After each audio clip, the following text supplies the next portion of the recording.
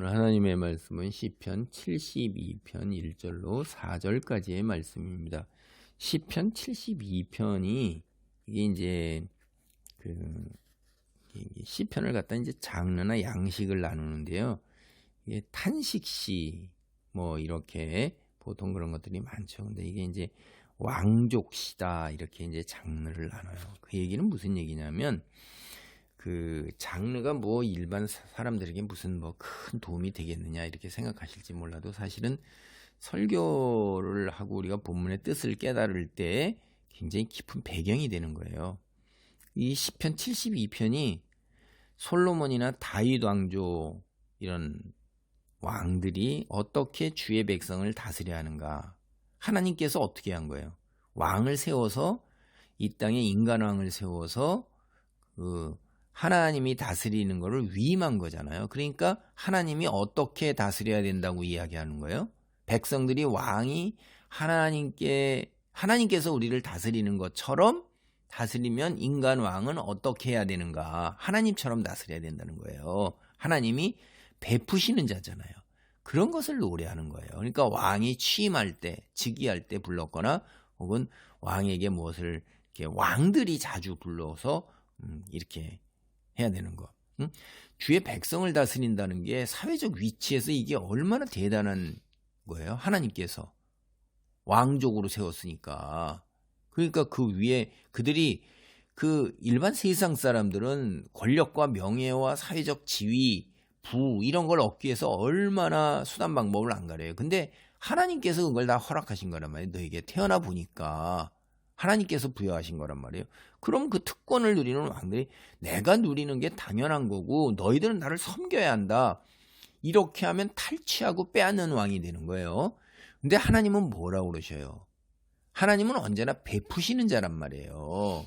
그러니까 내가 너를 이 땅에 높이 세웠다, 그거는 내가 베푸는 거를 너를 통해서 내가 베푸니까 너도 베풀어야 된다는 거예요. 위임한 거지 네 스스로 네가 잘나가지고서 내가 그로 인해서 나로 말미암아서 내가 왕이나 이런 특권을 누리는 게 아니라는 것을 기억해야 돼요. 그래서 주님의 뜻에 따라 주의 백성을 다 다스려야 돼요. 그리고 이건 중의적으로 이제 겹쳐 있어요. 오늘날 신약 시대에 와서 이 시편을 보면 다윗 왕조의 왕 혈통에서 육으로 누가 오세요?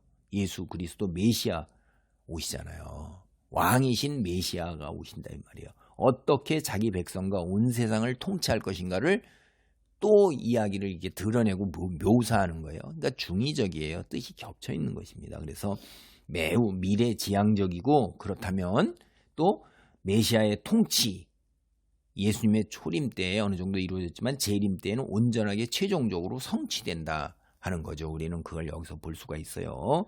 그래서 이제 72편 1절로부터 4절까지 공평하고 정의로운 통치가 되어야 된다 하는 이야기예요. 하나님이여 주의 판단력을 왕에게 주시고 주의 공의를 왕의 아들들에게 주소서. 백성이 뭐라고 그래요? 하나님의 판단력하고 공의, 이거를 우리 왕 다윗 왕조에게 허락하시기를 기도하면서 찬양을 시작하는 거예요.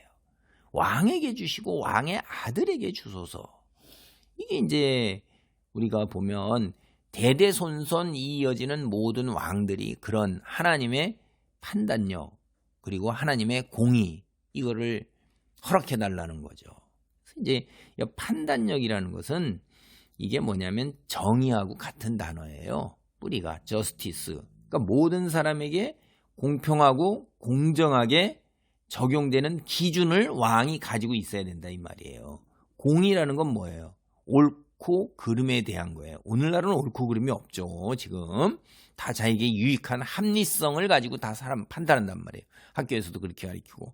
그러니까 이게 공정과 옳고 그름, 이게 정의란 말이에요. 정의와 공정, 판단력은 그거예요. 그리고 옳고 그름, 이게 다윗 왕조가 앞으로 하나님의 세우신 왕이 지향해야 할 통치의 기본적 이념이고 성향이에요. 하나님이 다스리는 나라가 바로 정의와 공의로 하나님께서 다스리잖아요. 그러니까 하나님의 권위를 위임받아 주의 백성을 다스리는 이 세상 다윗 왕조의 왕들이 지향해야 할 공의와 정의, 그 자기가 세우는 기준이에요? 아닙니다. 당연히 알잖아요. 세상이 세워지는 기준이 아니고 자기가 세우는 기준이 아니에요. 하나님이 주시는 기준인 것입니다. 그래서 주의 판단력과 주의 공의라고 나오는 거예요, 여기에요. 그러니까 우리가 세상 사람들은 통치자가 되었을 때 자기의 생각과 주관을 가지고서 공의와 정의로 삼아요. 판단 기준으로 삼는단 말이에요. 그래서 정책을 해나가잖아요. 대통령이 바뀌면 다 자꾸 바뀌잖아요. 금방 여러분이 다 아시잖아요. 그거는 어떻게 된 거예요? 다 상대적인 거예요. 하나님의 기준은 절대적입니다. 사람들이 요새 절대적인 거 좋아해요? 싫어해요. 왜 그러냐? 남에게 적용도 되지만 자기에게도 적용된단 말이에요. 나는 그 적용을 벗어나고 싶은 거예요. 이게 인간은 그 기준에 위에 있기를 원해요. 기가 막힌 거죠. 근데 하나님 당신조차도 당신이 세우신 기준을 그대로 충실하게 따른다 이 말이에요. 인간은 자기는 자기가 세운 기준을 남에게 다 들이대는데 자기에게는 그 기준을 적용시키지 않으려고 그래요. 그러니까 이게 뭐냐? 공정하지 아니하고 적용, 그 공의가 없는 거죠. 자기는 그걸 넘어서는 거예요. 이게 악한 본성이에요. 근데 하나님은 그러시지 않으신 분이라는 거예요. 이게 너무나 놀라운 거예요. 절대 전능하신 분이 당신이 세우신 그 말씀도 당신도 그대로 그 틀 안에 계시다는 게, 정말 우리가 생각하는 하나님은요, 우리의 상상을 초월하시는 분이세요. 가짜체 인간 주제에 지가 기준 세워가지고선 지는 그 기준, 지가 세운 기준조차도 지는 넘어서려고 그러는 것. 우리 사회에서도 오늘 다 보세요. 아주 그냥 그런 게 만연해 있고 그러죠. 2절입니다. 그가 주의 백성을 공의로 재판하며 주의 가난한 자를 정의로 재판하리니 공의로 말미암아 산들이 백성에게 평강을 주며 작은 산들도 그리 하리로다. 그가 가난한 백성의 억울함을 풀어주며 궁핍한 자의 자손을 구원하며 압박하는 자를 꺾으리로다. 예수 그리스도께서 재림하셔서 이 세상이 온전하게 될 때 이런 일이 벌어지는 거예요. 아주 우리가 상상을 초월하는 놀라운 일들이 벌어지는 거죠. 그리고 이 땅에 다윗 왕의 왕조가 이 땅에서 다닐 때 이렇게 다스려야 한다는 거예요. 백성을 공의로 재판하는 것, 이건 누구나 다 동의할 수 있는 기준과 원칙에 따라 다스리는 거예요. 가난한 자를 정의로 재판하는 것이 그들이 겪고 있는 사회적, 경제적 어려움, 사회적 위치 때문에 소위 말해서 한마디로 빽이 없음으로 인해서 불공정한 판결을 받는 일이 없어야 된다 하는 거예요. 왕이 누굽니까? 하나님께서 세우니까 사회적 약자들의 그 인권이나 권리나 사회적 약자들의 모든 주어진 그런 것들을 다 보호해야 되는 거예요. 보장해야 되는 거예요. 그게 왕이 해야 될 일이에요. 그래서 백성을 공의로 재판하고 가난한 자를 정의로 재판한다는 게 그런 이야기입니다. 그 다음에 이제 3절 공의로 말미암아 산들이 백성에게 평강을 주며, 이 말은 이제 이렇게 번역을 해서 뜻이 잘 다가오지 않죠. 뭔 말이야 이게. 이런 거 여러분 안다고 하면 안다고 온다고 그렇게 해야 되는 거예요. 성경 이게 우리가 그렇게 해야 되지 그냥 스리슬쩍 뭐 이렇게 넘어가면 안 돼요. 그냥 그럴 거 아닙니다. 하나님 말씀은 우리가 존중하고 그다음에 두려워하면서 받아들이는 거지. 이 글자로 번역한 것 자체가 무슨 뭐 그게 거룩한 거고 뭐 두려운 거고 그런 게 아니잖아요. 그러니까 이해가 안 되는 건 번역을 잘못했기 때문에 그런 거예요. 사람이 하다 보니까 하나님께서 그런 것도 때로는 허용을 하신다 이 말이에요. 그래서 우리 보고 수고하고 애써서 바른 뜻을 또 찾게 하기도 하고 그러는 건데, 이게 이제 번역을 옮겨놓다 보니까 여기에 이제 원래 말로 여기에 평강이라는 게 샬롬이에요. 샬롬. 우리가 샬롬 이런 말 많이 쓰죠. 그러면 be peace, 평화란 말이에요. 평강은 또 다른 뜻 속에 풍요로움과 번영이라는 뜻이 있어요. 풍요로움과 번영. 그러니까 여기에 공의로 재판하고 정의로 재판하는 것, 이것들로 말미암아 산들이 백성에게 풍요와 번영을 약속한다는 거예요. 그러니까 왕이 하나님의 말씀과 하나님의 그 지혜, 기준, 그거에 순종해서 베푸는 자로 올라서고 사회에 소외되고 약한 자들을 다 보호하고 그렇게 되면 그 땅이 풍요로움과 번영을 누린다, 이런 뜻이에요.